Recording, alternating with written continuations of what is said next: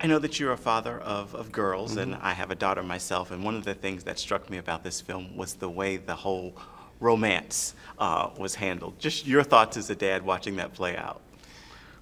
I think all you can hope for, as a dad, is that your daughters will make choices based on personal strength and self-esteem and self-worth. And if you've done your job, then basically, barring some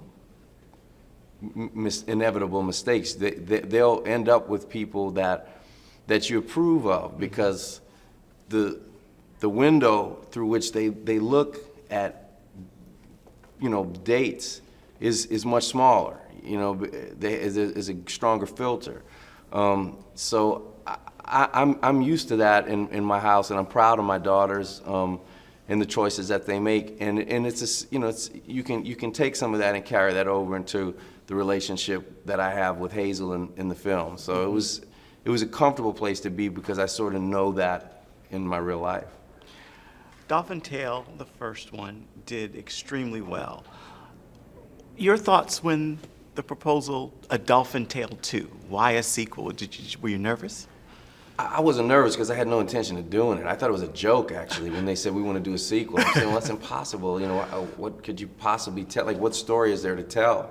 Winter has a prosthetic tail, and she ends up having an incredible quality of life, and that's the end of the story. But they sent me the script. I'm like, Charles Martin Smith, the evil genius.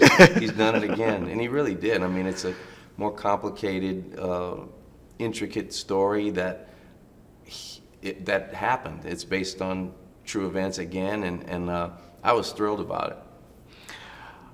Better than the first? I think in some ways. I mean, the first one is kind of what it is, great movie, really solid story. This one is just got a little bit more heft to it, a little bit more substance, and it's pretty good. Talk to me about the dolphins and having that kind of interaction with dolphins. I'm not a swimmer, wish I was, especially having seen the film.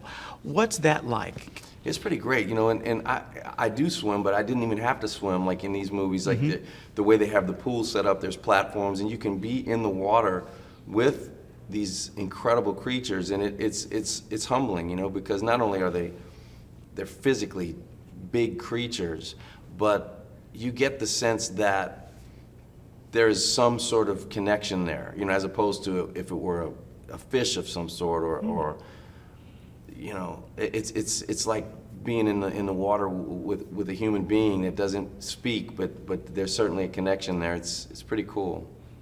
Did you feel like Winter recognized or felt like? I don't know. I mean, I kind of, you like to think so. Like your ego says, "Wow, I spent so much time with her on the first one. She's got to know who I." You talk to her and stuff and think maybe she knows who you are, but who knows what they're thinking.